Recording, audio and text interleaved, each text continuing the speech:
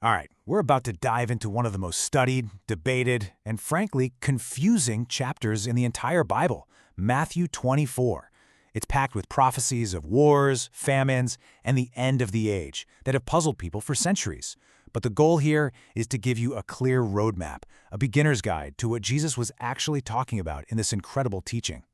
So to really get the picture, you have to imagine the scene. Jesus and his disciples are walking away from the temple in Jerusalem. And for them, this isn't just a building, it's this magnificent, massive center of their entire world.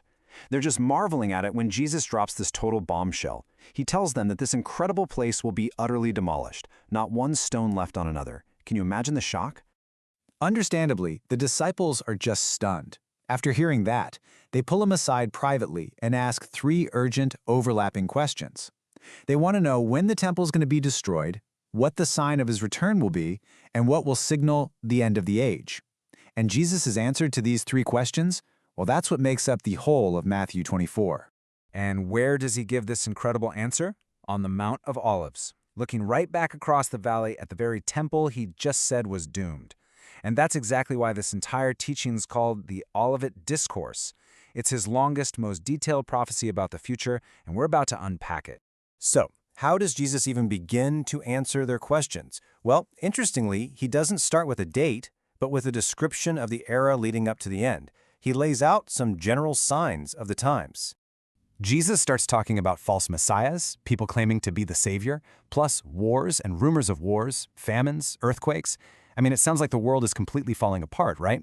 But he uses this really powerful image to describe all of it, the beginning of birth pains. The idea is that, as painful as these things are, they're not just random chaos. They're part of a process that's leading to something new. But here is the crucial point, and it's one that gets missed a lot. After listing all these terrifying events, Jesus immediately says, the end is still to come. He's warning his disciples and us not to jump to conclusions. These are just the contractions, not the birth itself. Okay, from there, the prophecy really intensifies. It moves into what Jesus calls the Great Tribulation. And this is where things get really complex and where most of the debate comes from. He describes a time of suffering so severe, it's unlike anything in human history, past or future. This description of unparalleled distress leads us directly to the central puzzle of the entire chapter. So what is he talking about? Is it the horrific destruction of Jerusalem by the Romans, which happened about 40 years later in AD 70? Or is he describing some global crisis that's still in our future? Scholars have debated this for centuries, because honestly, the text seems to hint at both. So how can we make sense of this? Well, one of the most helpful ways to get your head around what Jesus is doing here is with an analogy. Think of his prophecy like a telephoto lens on a camera. This quote really nails it. Jesus isn't necessarily speaking in a strict, linear timeline. It's as if he's zooming in on a near event, the destruction of Jerusalem, and then zooming right back out to a far-off event, the end of the age. He's showing how one is a pattern, kind of a preview, of the other. This slide kind of breaks it down. You can see how the prophecy has these two horizons. The near view matches the historical events of AD 70 perfectly. The temple was destroyed, Roman armies surrounded the city, and people fled from Judea. But the language he uses also points to a much bigger far view, a future global tribulation, a final abomination of desolation, and a judgment of all nations. It seems like he's describing both at once. After describing the tribulation, the prophecy reaches its climax, the actual physical return of Jesus himself, who he calls the Son of Man. And he makes one thing absolutely crystal clear about this event. He warns against being deceived. In the middle of all the chaos, people will pop up everywhere making false claims. They'll say the Messiah is here in secret or out there in the wilderness. And Jesus' command is simple. Do not believe it. Because the real thing won't be a secret. It won't be a localized event you might hear about on the news.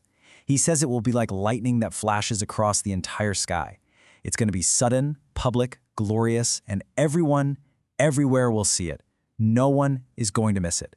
So after all this prophetic detail about signs, tribulation, and his return, you might think the main point is to get out a calendar and start trying to predict the future.